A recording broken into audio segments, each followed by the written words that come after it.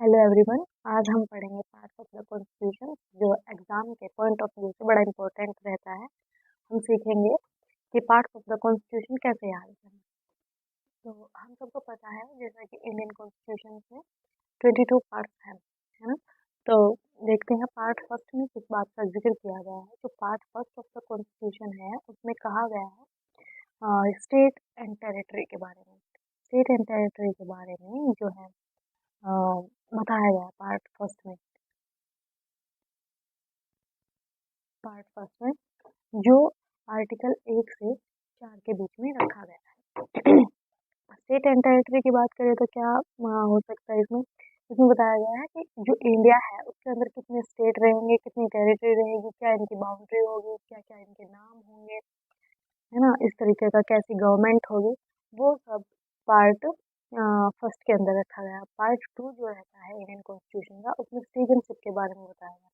Citizenship क्या होता है कि जो भारत में रहने वाले जो नागरिक हैं वो उनको नागरिकता अधिकार कैसे दिया जाएगा, कौन नागरिक होंगे, कौन नागरिक नहीं होंगे, विदेशी कौन होते हैं, कैसे कैटेगराइज करते हैं, वो सब पार्ट टू में बताया गया है कि कैसे उनको नागरिकता मिलेगी, कैसे उनकी नागरिकता छीनी जाएगी, कैसे जो है वो देश के वोटिंग पावर के लिए जो है कैपेबल होंगे। इस तरीके से जो है वो इसमें पार्ट टू में बताया गया है, जो आर्टिकल 5 से 11 के अंतर्गत आता है। जो part three of the constitution है वो सबसे इम्पोर्टेंट पार्ट माना गया है, जिसको सोल भी कहा है, सोल ऑफ द कॉन्स्टिट्यूशन भी कहा गया है, जो कि फंडामेंटल राइट्स है। फंडामेंटल राइट्स जो है वो सबसे मौलिक भाग होता है किसी भी देश के कॉन्स्टिट्यूशन का।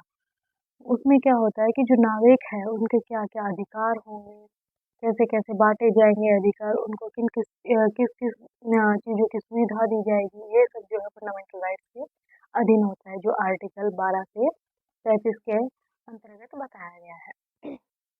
पार्ट 4 ऑफ द कॉन्स्टिट्यूशन क्या कहता है, DPSC directive principles of state policy, जिसमें ये बताया गया है कि भाई कोई स्टेट है वो जो पॉलिसी बनाएगा तो वो किस तरीके की पॉलिसी बनाएगा।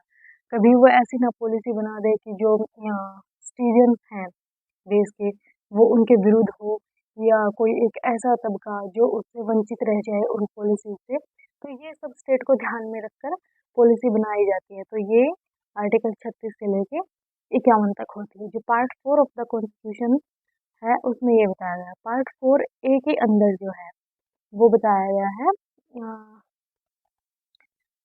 फंडामेंटल ड्यूटीज के बारे में। फंडामेंटल ड्यूटीज हैं वो 40 सेकेंड कॉन्स्टिट्यूशनल अमेंडमेंट के तहत इसके अंदर जोड़ी गई थी, जो कि मूल संविधान के अंदर नहीं थी।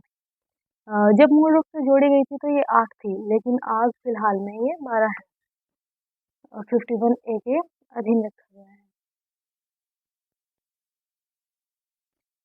पार्ट 5 ऑफ द कॉन्स्टिट्यूशन किस बारे में बात करता है, तो पार्ट 5 जो है वो यूनियन गवर्नमेंट के बारे में बताता है। यूनियन गवर्नमेंट मतलब यूनियन गवर्नमेंट के अंदर आएगा कि आपका प्राइम मिनिस्टर हो गया, प्रेसिडेंट हो गया, वाइस प्रेसिडेंट हो गया, चीफ मिनिस्टर हो गया, सुप्रीम कोर्ट हो गया। इन सब के बारे में जो है वो पार्ट 5 ऑफ द कॉन्स्टिट्यूशन में बताया गया है, जो आर्टिकल 52 से लेकर 151 तक जिसमें जिक्र किया गया है। पार्ट 6 ऑफ द कॉन्स्टिट्यूशन जो है वैसे स्टेट गवर्नमेंट के बारे में बताता है। जैसे पार्ट 5 हो गया यूनियन गवर्नमेंट एंड पार्ट 6 जो हो गया वो स्टेट गवर्नमेंट हो गया। जैसे ही सेंटर होता है, जो मतलब सेंटर में अपनी सरकार हो गई, है ना, अपने विधायक हो गए, अपने कोर्ट्स हो गए। इसी तरीके से स्टेट के अंदर भी अपनी एक गवर्नमेंट होती है, अपने कोर्ट्स होते हैं, जैसे स्टेट कोर्ट हो गया, हाँ डिस्ट्रिक्ट कोर्ट्स हो गया। ये सभी जो है वो स्टेट गवर्नमेंट के अंदर आता है, जो आर्टिकल 152 से लेकर 236 तक है। पार्ट 7 ऑफ द कॉन्स्टिट्यूशन जो है वो बात करता है कि जो स्टेट रहेगा, मतलब स्टेट ऐसे स्टेट जिनका जिक्र शेड्यूल्ड फर्स्ट के अंदर किया गया, state which listed in part B of the first scheduled first.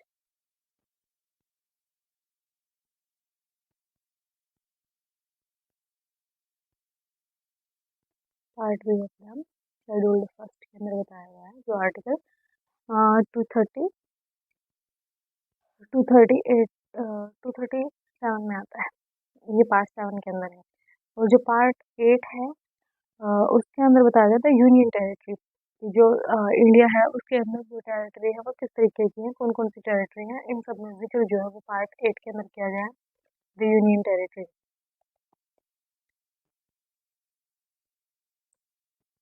ये जो है आर्टिकल 238 से लेके 242 तक आती है। उसके बाद जो सबसे इम्पोर्टेंट पार्ट जो माना जाता है, जो हर एग्जाम ओरिएंटेड व्यू से बड़ा इम्पोर्टेंट रहता है, और बहुत बार एसएससी के एग्जाम्स में, मैथ्स के एग्जाम्स में यहाँ से डायरेक्ट क्वेश्चन देखने को मिलता है, जो रिलेटेड है पंचायत से। जो पार्ट 9 है वो पंचायत से रिलेटेड है। जैसे मतलब जब इंडियन कॉन्स्टिट्यूशन बनाने की मांग उठी थी, तब सबसे पहले बात की थी महात्मा गांधी ने कि भाई जो है इंडिया के अंदर एक पंचायत तो होनी चाहिए ना, हर स्टेट के अंदर, और डिस्ट्रिक्ट वाइज, स्टेट वाइज, इस तरीके की बात उन्होंने रखी थी। लेकिन फिर उन्होंने डिनाई कर दिया था जो कॉन्स्टिट्यूशनल असेंबली थी उसने। लेकिन बाद में ये जब संविधान कंप्लीट हो गया उसके बाद में ये लागू किया गया, जो आर्टिकल 243 से लेके 243 ओ तक आता है। पार्ट 9 जो है उसके 2 पार्ट इससे अलग हो है। पार्ट 9 ए के अंदर जो है वो बात की गई है म्यूनिसिपैलिटीज की। म्यूनिसिपैलिटीज जैसे गांव के अंदर पंचायत होती है, और शहर के अंदर नगर निगम होता है या नगर पालिका होती है। तो उसमें बताया गया 243 पी से लेके 243 जेड तक।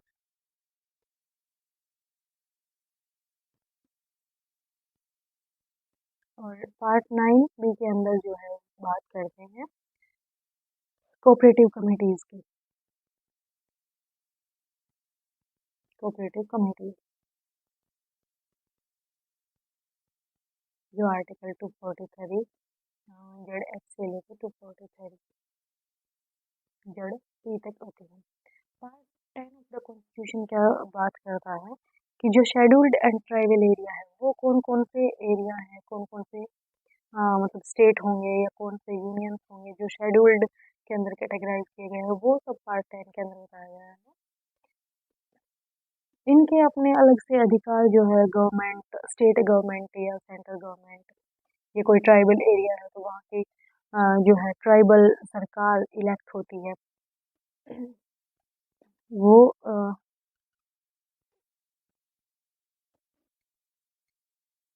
आर्टिकल 244 से लेके 244 ए तक आता है। पार्ट 11 ऑफ द कॉन्स्टिट्यूशन जो है वो कहता है, बताता है relation between the state and the centre के बारे में। क्या relation between state and centre, जो आर्टिकल 245 से लेके 263 तक होते हैं। इसमें बात जो रिलेशन है वो दो तरीके के रिलेशन की बात की गई है, जो आमतौर पर बहुत कम किताबों में देखा जाता है, या बहुत कम टीचर्स बताते हैं। ये तो बता देंगे कि भाई ठीक है रिलेशन होते हैं सेंटर और स्टेट के बीच में, लेकिन दो तरीके के रिलेशन जो है इसमें इस पार्ट के अंदर बताया गया है। एक तो एडमिनिस्ट्रेटिव रिलेशन होता है, एडमिनिस्ट्रेटिव रिलेशन, इसका मतलब होता है कि भाई जो प्रशासनिक संबंध होंगे स्टेट और सेंटर के बीच में किस तरीके के होंगे, है ना। ये बताया गया है एडमिनिस्ट्रेटिव रिलेशन, जो 245 से लेके 255 तक है। और जो दूसरा बताया गया है वो है लेजिस्लेटिव रिलेशन। लेजिस्लेटिव रिलेशन की बात की गई है 256 से लेके 263 तक। पार्ट 12 ऑफ द कॉन्स्टिट्यूशन किस बारे में बात करता है, ये बताता है कि जो इंडिया है उसके अंदर आप ज़मीन खरीद सकते हैं या नहीं खरीद सकते, आप कितना ब्याज ले सकते हैं, किस आधार पर ब्याज दिया जाएगा, ये सब जो है पार्ट 12 ऑफ द कॉन्स्टिट्यूशन कहता है। जिसमें फाइनेंस हो गया आपका, प्रॉपर्टी हो गए, और दूसरा है कि आपकी प्रॉपर्टी है, आप उसका किस तरीके से कॉन्ट्रैक्ट कर सकते हैं कि आपने किसी के साथ कॉन्ट्रैक्ट कर लिया, लेकिन कॉन्ट्रैक्ट मालिक जो है वो कहीं आपको मतलब लालच में आके और किसी ने ज़्यादा दाम दे दिए मान लो आपकी प्रॉपर्टी के, तो आप आपसे वो इस तरीके की धोखेबाजी नहीं कर सकता कि भाई ठीक है, उसको लालच देके आप आपसे जितने पैसे वसूले हैं और इसका नाम लेके वो आपसे दोगुना पैसे वसूल ले। इस तरीके के जो है नियम पार्ट 12 ऑफ द कॉन्स्टिट्यूशन में बताया गया है, जो आर्टिकल 264 से लेके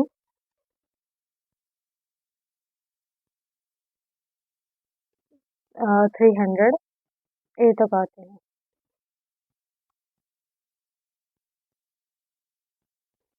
पार्ट 13 ऑफ द कॉन्स्टिट्यूशन क्या कहता है? पार्ट 13 ऑफ द कॉन्स्टिट्यूशन कहता है कि भाई जो इंडिया है उसके अंदर आप व्यापार कर सकते हैं, व्यापार करने का अधिकार भी दिया गया है, लेकिन कैसा व्यापार होगा? क्या आप ऐसा हो कि भाई व्यापार करके यहाँ का प्रोडक्शन है, इंडिया के अंदर प्रोडक्शन हो रहा है और आप बाहर जाके सेल कर रहे हैं उसको दोगुनी कीमत में, कच्चा माल यहाँ से यूज कर रहे हैं, तो इस तरीके की बात नहीं होगी। बात ये होगी कि आपका यहीं यहीं का प्रोडक्शन है और आप इंडियन टेरिटरी के अंदर ही व्यापार करेंगे। तो इस तरीके की बात जो है वो पार्ट 13 ऑफ द कॉन्स्टिट्यूशन के अंदर कहा गया है, trading between the territory of India. इसका मतलब ये होता है ट्रेडिंग ऑफ इंडिया, जो आर्टिकल 301 से 307 के अंदर बात करता है। पार्ट 4 ऑफ द कॉन्स्टिट्यूशन में service between the state and centre की बात की गई। सर्विस कैसी? जो सेवाएं मतलब जैसे यूपीएससी हो गया या स्टेट पीसीएस हो गया, ये सब जो सर्विसेज है ये सर्विसेज के अंदर आती हैं, या और छोटे एग्जाम्स जैसे स्टेट या सेंटर के होते हैं, जैसे एसएससी हो गया, तो एसएससी में यदि कोई एसएससी के अंदर जैसे कोई कोई भी व्यक्ति मतलब बीएसएफ हो गया, सीआईएसएफ हो गया, उसमें जो भी अपनी सेवा दे रहा है वो सब सर्विसेज जो है पार्ट 14 के अंदर बताई गई है। Service between the state and centre, लेकिन स्टेट और सेंटर की जो सर्विसेज हैं वो अलग अलग रखी गई है, जो आर्टिकल 308 से लेकर 323 तक है। दो तरीके की सर्विसेज उसमें है, एक तो ऑल इंडिया सर्विसेज हो गई, ऑल इंडिया सर्विसेज जो है वो रखी गई है आर्टिकल 308 से लेकर 314 तक, और जो स्टेट सर्विसेज है वो रखी गई है 315 से लेकर 323 तक। 14 जो पार्ट 14A है उसके अंदर ट्रिब्यूनल्स रखे गए हैं, जो 325A 325A के अंदर आते हैं, सॉरी 323 और 323A के अंदर।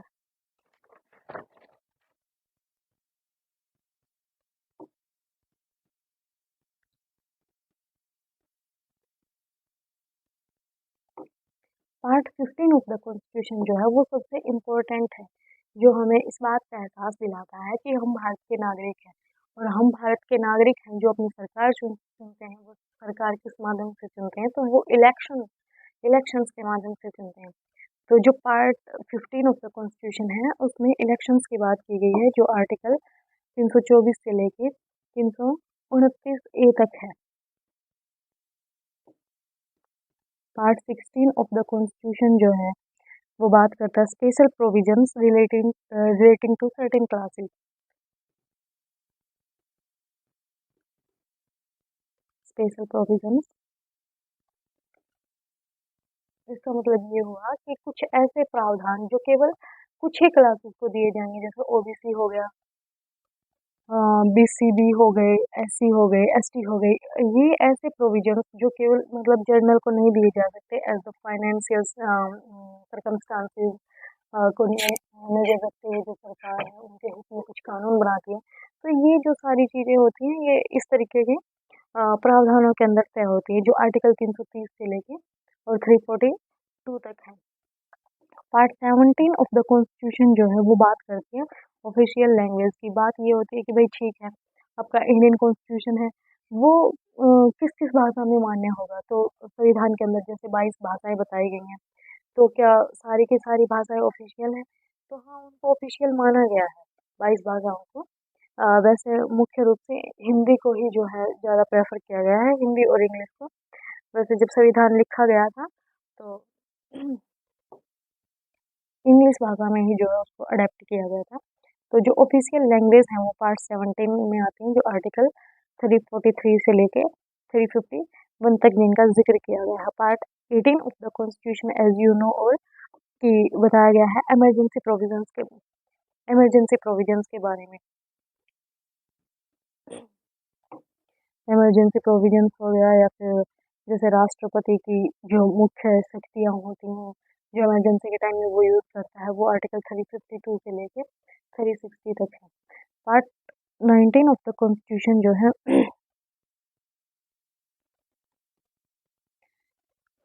वो बात करता है मिसलेनियस के बारे में। मिसलेनियस मतलब जो इन सारे भागों में नहीं दिया गया है।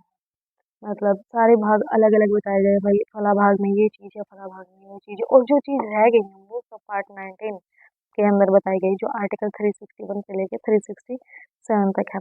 पार्ट 20 जो है वो सबसे इम्पोर्टेंट भाग इंडियन कॉन्स्टिट्यूशन का है। वो इम्पोर्टेंट क्यों माना गया है? क्योंकि समय-समय पर बदलाव की ज़रूरत होती है।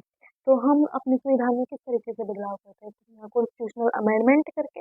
तो वो जो अमेंडमेंट का ज़िक्र है वो आर्टिकल 368 के अंदर दिया गया है, जो इंडियन कॉन्स्टिट्यूशन का सबसे खूबसूरत पार्ट है, क्योंकि ये हमें अपने तरीके से और अपने समय के अकॉर्डिंग चीज़ें बदलने का अधिकार देता है। जो पार्ट 21 है, वो है temporary transmission and special provisions. Transmission and special provisions,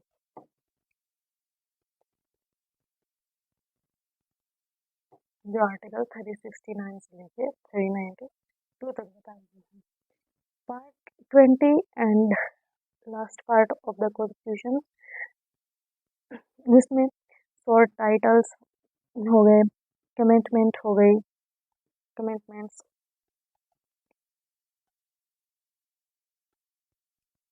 commitment etcetera, ये सारी चीज़ें जो है वो बताई गई हैं पार्ट 22 के बारे में, जो आर्टिकल 393 से लेके 395 तक दिया गया है। तो ऐसे हमने संविधान के 22 भागों को कंप्लीट कर लिया है, और जो याद करना भी बहुत आसान है।